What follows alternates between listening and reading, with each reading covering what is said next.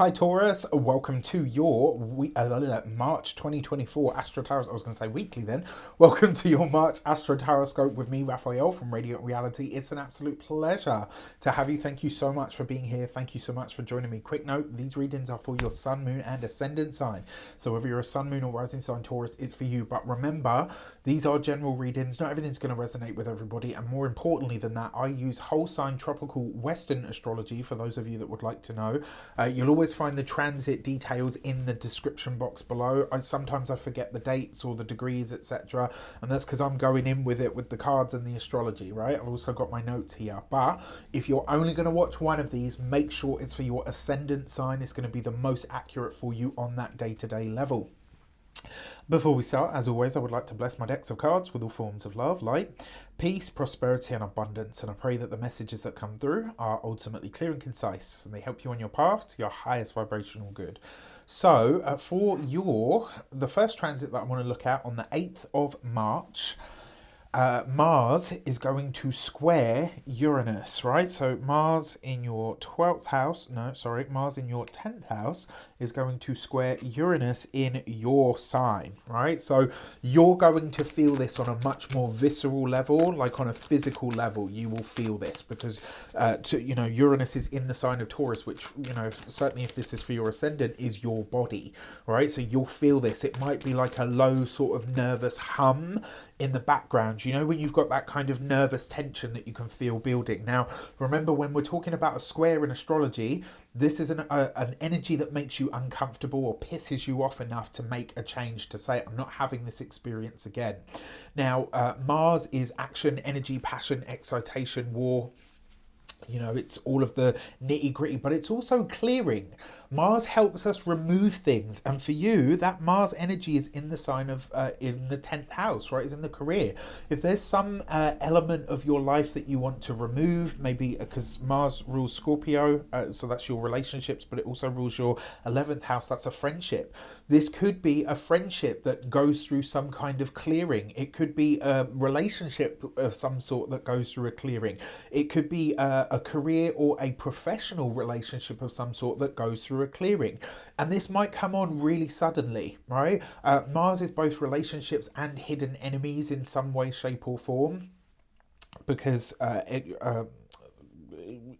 Mars also rules Aries, which is your 12th house for you, right? So it could be that you have a feeling of being very much about you and your identity, but then you can see how someone or some connection in your life effectively holds you back from that.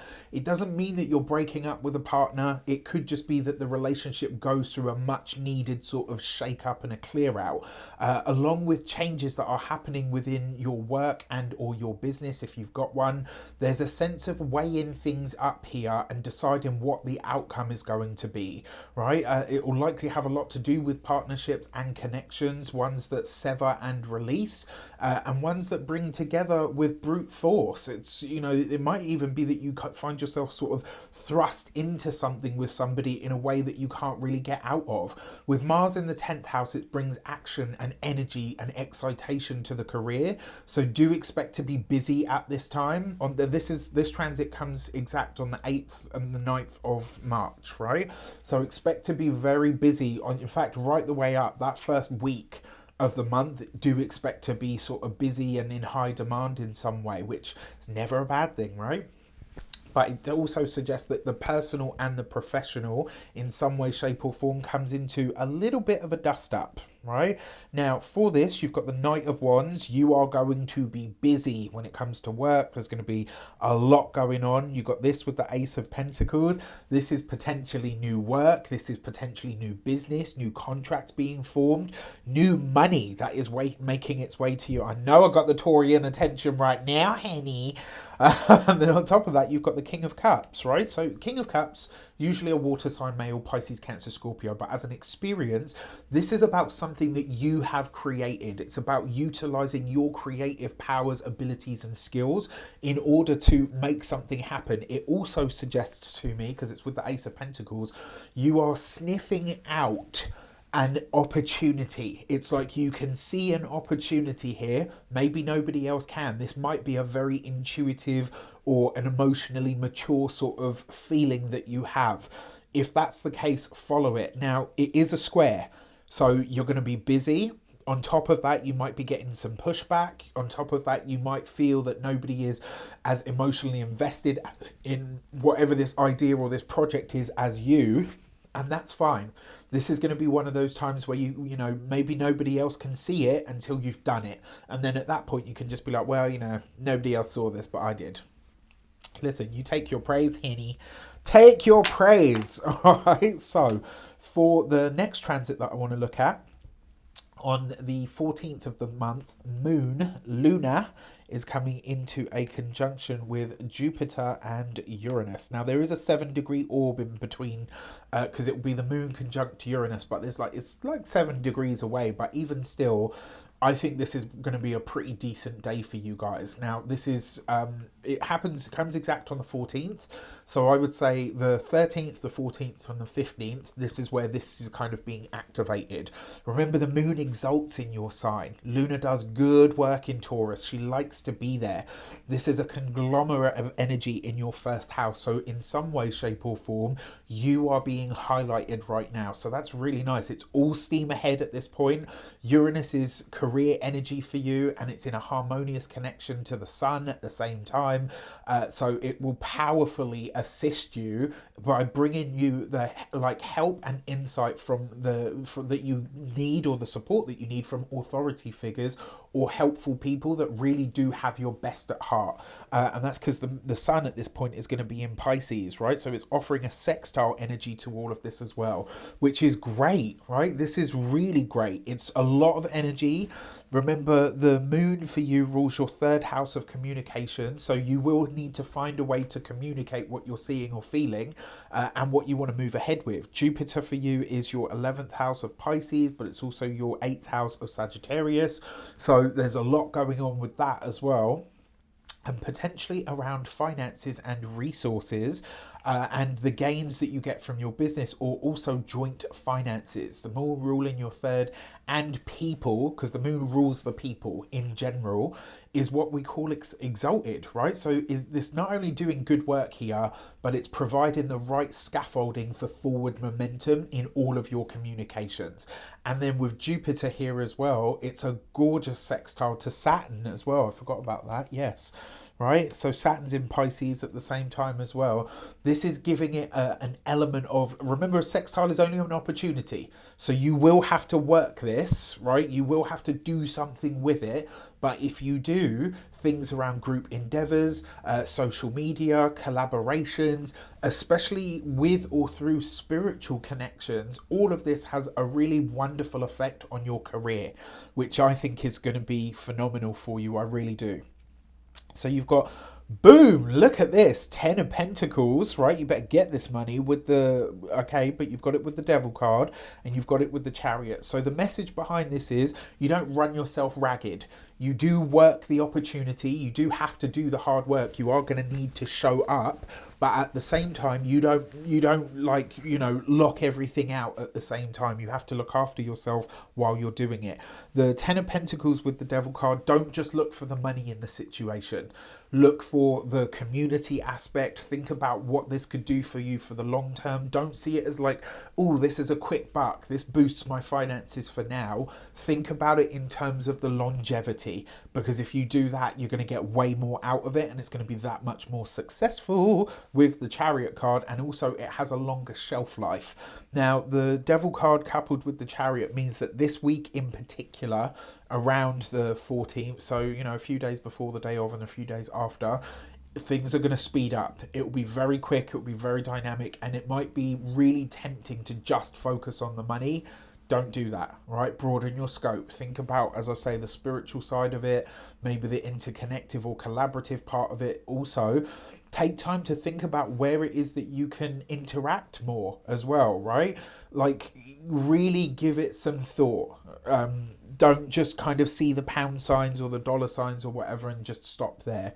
Now, I also want to take a moment to mention my All About the Court Cards course. That is the offering at the moment that is up and out there, so make sure you check that out. If you've always wanted to, if maybe you've read tarot for a long time, but when you get to the court cards you get flustered and you kind of lose your way and it all goes a bit sort of pear-shaped, I've given you everything that you need. You're going to look at archetypes, you're going to look at experiences, you're even going to look at celebrities, you're going to look at so many different things as a part of this course. It's going to help you get really, really connected to the royal court in a really fun, easy, digestible way that you will literally be able to start using the very day that you get the course, right? I kid you not. That's how I've designed it. It's progressive, it's fun, it's exciting, and it is so easy to follow. So if you are interested in that, you can get that on the link in the description box below. So the next transit that I want to look at for you is on the 17th. The Sun is going to come into a conjunction with Neptune, right? So Saturn's in Pisces, but we're going to move the big guy because, you know, it's kind of taking up a lot of room. And so the Sun in Pisces is going to conjunct Neptune. This is in your 11th house of your future goals, higher aspirations and dreams for the future. The Sun brings attention and clarity. It meets Neptune, which distorts. So there could be a powerful vision of the future right now, especially around things like home and family, because the Sun for you, the Sun rules Leo. Leo for you occupies the 4th house. So this could be around home, family matters, or even friendships. There's a really powerful insight or a feeling or a vision that comes to you. But at the same time, it's like the steps to making this a reality might not be so clear. And so you don't use this, you use this, right? You use your spiritual senses or your heart. You use that to guide you. You use your feelings, especially because the Sun for you in your chart rules Leo, right? Leo is all about the heart, but more importantly, the 4th house is about your feelings and your emotions. It's your deep emotional makeup. So you trust your feelings through this. That's how the steps are going to be revealed to you. It's not going to come through other people. It will come through your feelings and your impressions, your psychic awareness and senses. If ever there were a time to trust the future, to trust the universe and the magic of new beginnings, as they say, this is absolutely it.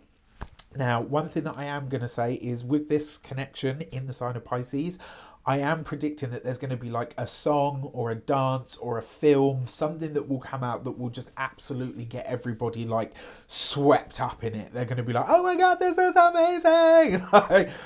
So watch out for that.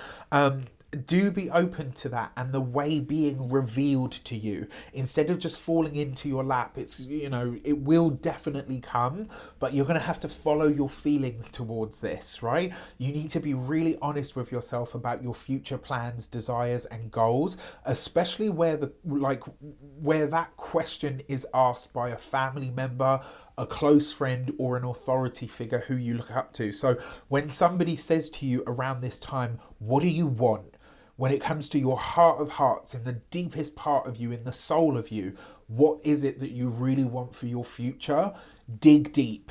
Don't just respond with the programmed ideas of what you know, that you've always been chasing, or that thing that you've always wanted but haven't quite managed to pin down yet. Don't just answer for the sake of answering. Drop down into your feelings and really take a moment to get clear on, okay, what is it that I really want in the heart of hearts, in the, you know, in the soul, the Sun, in the heart of hearts, the Leo, in the heart of hearts, or in my deepest feelings, the 4th house. What is it that I really want? Because that Neptune energy is very spiritual, it's very transcendental, and that's the divine energy of channeling, right? And so all of this happening in Pisces, you have a chance to envision your future, but you got to be really fucking honest with yourself about what that is. All right, so you know I love to drop a little F-bomb for severity. So you've got the Wheel of Fortune, right? The universe is bringing you something with the 8 of Swords, but you're going to have to be in it for the long haul, right? You've got to be really honest. And one of the things about the 8 of Swords, it really is about self-trust. It's about trusting the feelings. It's about trusting the journey. It's about trusting the path. And then on top of that, you've got the Page of Swords. This might come with an offer, an opportunity, maybe some kind of official sort of declaration, and you might have to really search your feelings in this to say, okay, you know what, how I proceed, I'm gonna, you know, you're gonna have to feel it out, right? It's not gonna be enough to have an intellectual answer that's pre-programmed. You're gonna have to really trust your feelings on this. And look, whatever it is, it has the potential to be really long-term for your future. And I really like this. So that self-honesty has to be paramount, all right? This isn't about being in the head, it's about being in the heart. And then finally, the fourth transit of the month, on the 21st of the month, Venus is going to come into a conjunction with Saturn, also in that 11th house of Pisces energy for you, right? So I like the Venus-Saturn conjunction. I always love this one because it's like Venus gives the expansion and the growth. Well, she brings the blessings and she lightens the mood. She sweetens things up. She drops a little luxury, a bit cash on her way through the sign, right? And then Saturn gives it weight to say, okay, you know what? This is actually really good. Let's make it last. You know, how do we bring this in for a bit more of a longer dance with it? So this happens in your 11th. It comes into a sextile, an opportunity-making aspect with the energies that are going on in your first house, right? This means that your ruler, Venus, comes into the sign of her exaltation. She's going to be taking care of all of these energies of Jupiter and Uranus in your sign, right? In your first house. Now, she's softening the edges of Saturn, and the challenges to your future plans will start to melt here, right? You'll suddenly, like, whereas before with the Neptune conjunct the Sun, you had to really get honest with yourself and go in deep into your feelings to find out what it is. Venus coming into that conjunction with Saturn says, okay, she says, listen, big guy, can you give them a break so that they can get some of this move in? And it starts to thaw the ice and things start to move for you, and your future plans, those steps that you were having to really trust the universe, trust that those steps were coming, they now start to show up for you. She's bringing you a somewhat much needed attraction power to help, to make you a bit more sparkly to benefactors and people that could help you through your work. It's also bringing you the discipline, that's the Saturnian energy, that you need on a daily level to up level your life, right? The sextile to Jupiter, who rules that 11th house for you as well, and also your 8th house. This could have a decidedly financial slant to it. Remember, Venus, your ruler, is money and resources, but she also rules your physical body and your daily house, your daily grind, right?